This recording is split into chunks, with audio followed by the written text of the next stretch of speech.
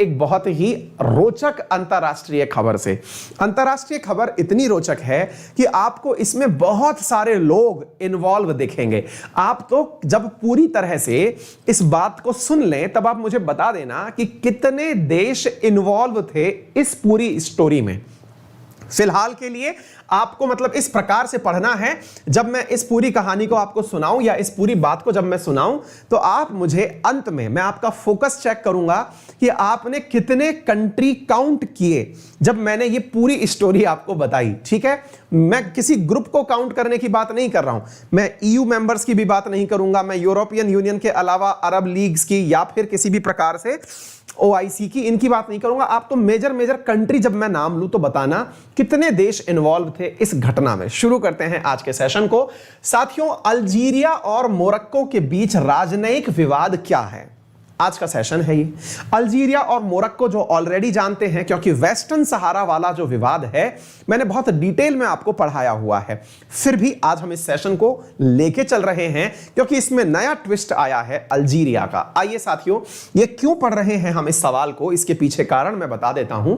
हाल ही में साथियों Islamic organization of Islamic corporation, जिसे आप OIC के नाम से जानते हैं, जिसमें 57 कंट्री इन्वॉल्व हैं, और अरब लीग जिसके अंदर 22 कंट्री इन्वॉल्व हैं, इन दोनों ने मिलकर के ये निर्णय लिया है कि मोरक्को और अल्जीरिया के बीच में दोस्ती करवाई जाए, उनके बीच में डिप्लोमेटिक रिश्ते जो हैं वो सुलझाए जाएं, उनके बीच में किसी ना किसी प्रकार से रिश्तों को सुधारा जाए। क्या है ये पूरी कहानी, आइए मैं आपको बताता हूं।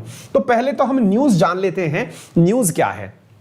अरब लीग एंड OIC ये दो संगठन हैं। देखिए, यूनाइटेड नेशंस के बाद जो सबसे बड़ा संगठन है दैट इज OIC, जिसमें 57 कंट्री हैं और यह जेद्दा में अपना मुख्यालय रखता है। ठीक है, जेद्दा सऊदी अरब के अंदर है।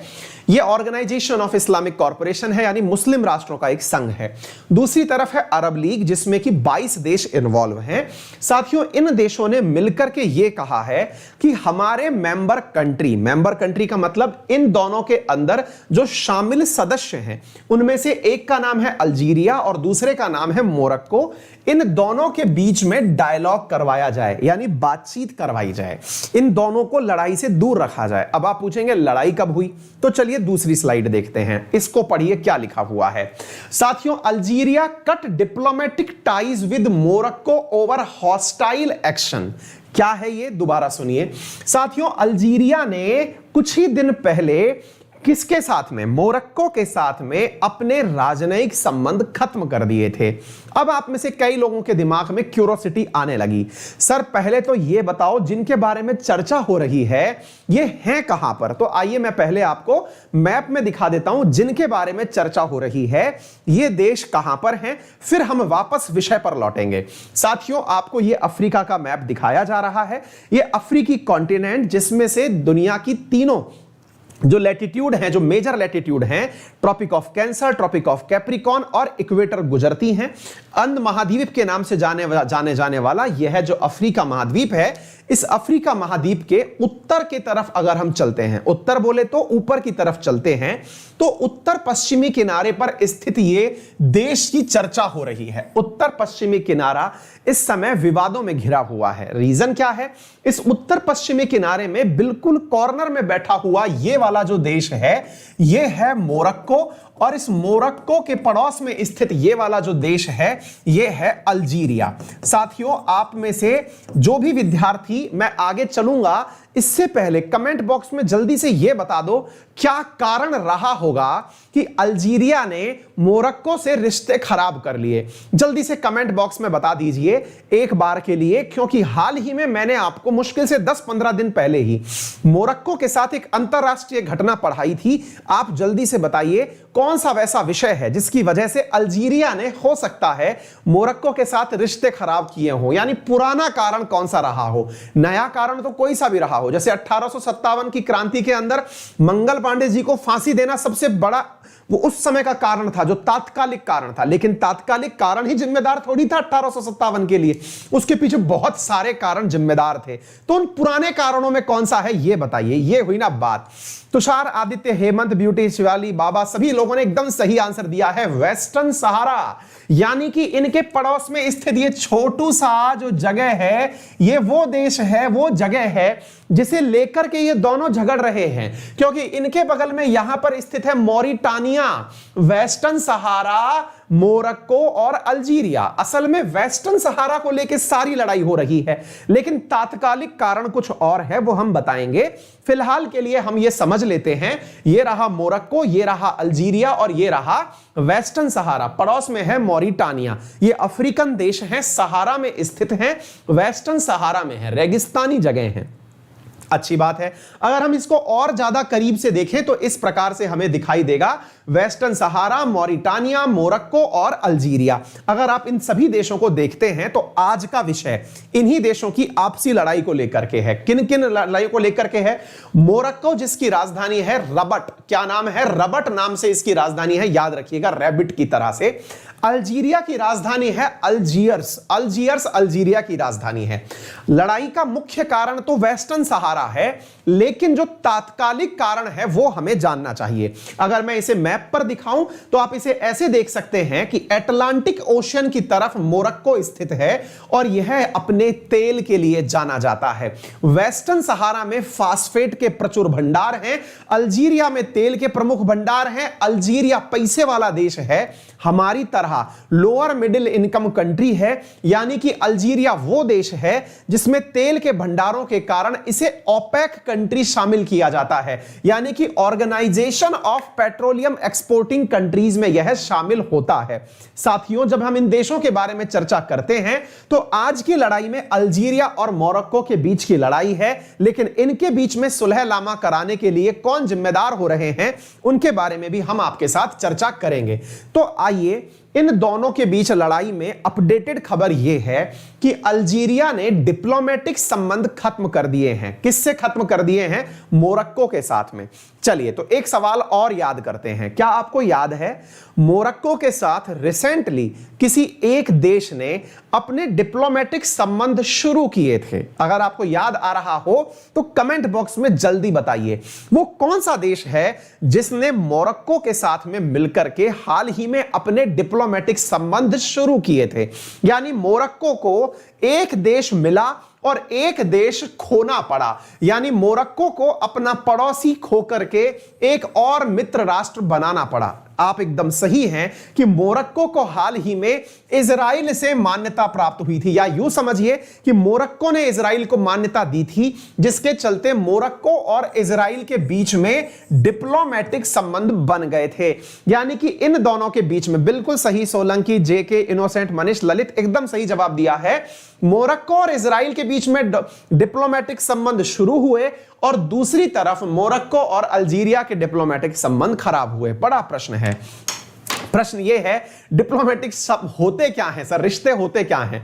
डिप्लोमेटिक रिश्ते का मतलब हुआ कि आप बॉर्डर पर हैं, आपको लगता है कि आपके किसी व्यक्ति को दूसरी तरफ जाना है, व्यापार करना है, एक दूसरे के साथ आवाजाही करनी है, आप दोनों एक दूसरे के साथ टेलीफोनिकली, बिल्कुल ऐसे समझिए जैसे अपन पड़ोसियों के साथ रहते हैं। तो पड़ोसियों के साथ रहते समय हमें पता चलता है कि साहब हमारे पड़ोसियों के साथ बोलचाल बंद हो गई है। तो बोलचाल बंद होना जो है ना, यूं समझिए कि यह डिप्लोमेटिक संबंध टूट जाने जैसा है। ठीक है ना? अच्छा, अब आप सवाल पूछेंगे तो सर अब आपने बड़ा कारण तो बता दिया कि ये लोग आपस में वेस्टर्न सहारा को लेकर लड़ रहे हैं, लेकिन तात्कालिक कारण क्या है? हां, ये बात जरूर जाननी चाहिए। तो साथियों, एकदम इमीडिएट कॉज क्या है, अब आप उसे पढ़िए। साथियों, इमीडिएट कॉज क्या है, अब आपको वो देखना चाहिए, और ये चिंता का विषय है। मतलब ये ऐसा विषय है जिसको लेकर के हम सब प्रभावित होते हैं। चिंता का विषय यह है कि अल्जीरिया ने ब्लेम किया है मोरक्को को किस चीज के लिए? इनके जंगल में लगी हुई आग के लिए। दोबारा से सुनिएगा, अल्जीरिया ने मोरक्को को ब्लेम किया है, यानी कि उसके ऊपर ये वो आरोप लगाया है कि मेरे जंगलों में आग मोरक्को ने लगाई। अब एक मिनट रुकते हैं, इसमें एक शब्द और आ रहा है, इजराइल। यानी कि अल्जीरिया ने इजराइल को भी ब्लेम किया है। किस चीज के लिए? कि इजराइल ने हमारे जंगलों में आग लगाई। अब आप पूछेंगे कि ऐसी कैसी जंगलों में आग लग गई? और एक इंटरेस्टिंग बात आपको यहां देखनी चाहिए, वास्तविकता में जो अल्जीरिया है ये नाम नहीं लेता। जैसे अपन किसी से नाराज हो जाते हैं तो अपन नाम नहीं लेते उस आदमी का, उसका कोड नेम यूज करते हैं। कोड नेम से मतलब क्या हुआ कि आप किसी को अन्य उपनाम से जानते हो, किसी का आपने कुछ भी नाम रख रखा हो, छोटू, गोटू, मोलू, पोलू, जो भी आपने नाम रखे हो उस नाम से आप उसको पुकारते हैं, उसका ओरिजिनल नाम आप यूज नहीं करते। ऐसे ही अल्जीरिया इजराइल को रिकॉग्नाइज ही नहीं करता, क्योंकि अल्टीमेटली कौन कौन रिकॉग्नाइज करता है? तो यूएई रिकॉग्नाइज करता है, बहरीन करता है, सूडान करता है, मोरक्को करता है। ये तो केवल इसको जो शब्द यूज करते हैं वो कहते हैं जियोनिस्ट, यानी कि ये इजराइल का जो नया नाम यूज करते हैं अल्जीरिया वाले, नया नाम नहीं है, इसको पुकारते ही इस तरह से ही हैं कि ये इजराइल को लिखते हैं कि कुछ जियोनिस्ट लोगों का हाल था। जियोनिस्ट का मतलब हो गया कि इजराइली लोगों का, यहूदियों का हाथ था, तो जियोनिस्ट बोलते हैं इजराइल को अल्जीरिया वाले। एनीवे, अब आप पूछेंगे ऐसी कैसी आग लग गई सर? साथियों, हुआ ये कि इजराइल, इसके अंदर अल्जीरिया के अंदर भयंकर आग लगी। भयंकर आग का नमूना आप यहां देख सकते हैं।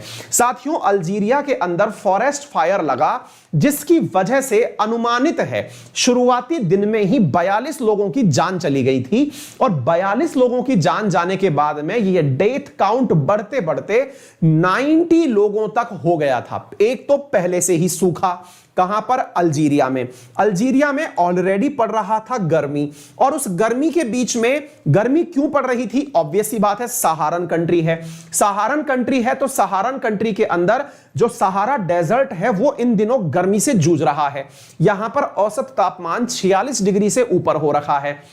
जंगलों का पहले ही अभाव है, थोड़ा बहुत जंगल बचता है मेडिटेरेनियन ओशियन की तरफ, तो उन जंगलों में आग लगा दी गई। जंगलों में आग लगाने के पीछे जो बड़ा कारण निकल करके आया वो ये है कि मोरक्को ने इन जंगलों में रहने वाले लोगों को पैसे देके जंगलों में आग लगवाई, जिससे आसपास इतनी गर्मी बढ़ गई कि गर्मी के कारण तड़प तड़प करके लोग मर गए।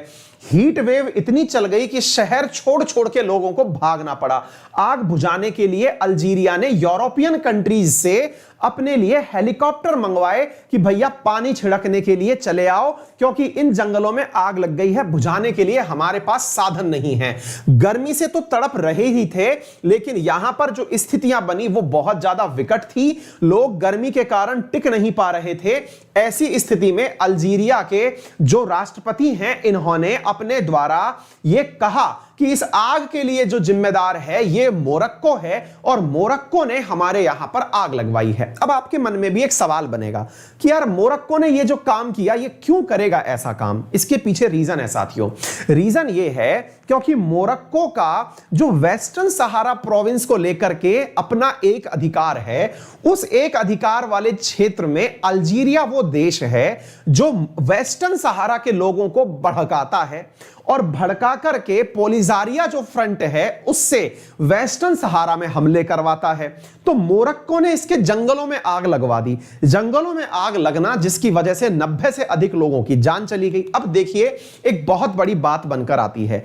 बड़ी बात यह बनकर के आती है कि मोरक्को और अल्जीरिया दोनों ही मुस्लिम राष्ट्र हैं। अब इस बात को भी समझने का प्रयास करिएगा, मैंने यह शब्द क्यों यूज किया, क्योंकि ये दोनों मुस्लिम राष्ट्र हैं, और मुस्लिम राष्ट्र होने के नाम पर organization of Islamic corporation, that is OIC, इस OIC के द्वारा इन दोनों के बीच में अब वापस से सुलह कराने का प्रयास चल रहा है। लेकिन इन दोनों की कट्टर दुश्मनी एक्सट्रीम पर जा चुकी है। दोनों एक दूसरे के लोगों को मार रहे हैं। साथियों, दो बड़े संगठन यहां इन्वॉल्व हैं जो इन दोनों के बीच दोस्ती कराना चाहते हैं। एक है अरब लीग। अरब लीग जिसके अंदर 22 देश हैं। अरब लीग में मोरक्को और अल्जीरिया भी शामिल हैं। अल्जीरिया पर आरोप है कि यह वेस्टर्न सहारा में, जो कि मोरक्को का अपना कंट्रोल्ड एरिया है, वहां पर दंगे भड़कवाता है। ऐसी स्थिति में मोरक्को ने इसके जंगलों में आग लगाकर इसके लोगों को मरवा दिया। कहने का अर्थ यह है कि यह पूरी तरह से हॉस्टाइल क्षेत्र हो रखा है। अरब लीग के बारे में आप लोग जान लीजिए। अरब लीग की स्थापना 1945 में हुई थी। शुरुआत में 6 ही देश थे जो इसके अंदर मेंबर नेशन थे। बाद में इसमें 22 मेंबर शामिल हो गए। रिसेंटली 2011 में यह सुर्खियों में रहा क्योंकि इसने अपने में से सीरिया को बाहर निकाल दिया था। साथियों, इसी प्रकार से ओआईसी की अगर हम बात करें तो इसमें 57 कंट्री हैं। इसकी स्थापना 1969 में हुई। अरब लीग ज्यादा पुराना है और ओआईसी एकदम नया है। नया इसकी तुलना में नया है। इसमें 57 स्टेट कंट्री हैं। इसका हेडक्वार्टर जेद्दा में है जो कि सऊदी अरब के अंदर है। ये दोनों संगठन मिलकर के इन दोनों के बीच में दोस्ती कराने का निर्णय ले रहे हैं। यह पूरा की पूरा मसला अंतरराष्ट्रीय स्तर का मसला था। आपको याद होगा जब हम बात करते हैं वेस्टर्न सहारा की, वेस्टर्न सहारा विवाद क्या है? अगर आप में से कुछ विद्यार्थी नए हैं इस सेशन में तो मैं आपको बस इतना सा कह देना चाहता हूं कि वेस्टर्न सहारा विवाद यह है कि मोरक्को के जस्ट ऊपर की तरफ जिब्राल्टर स्ट्रेट है।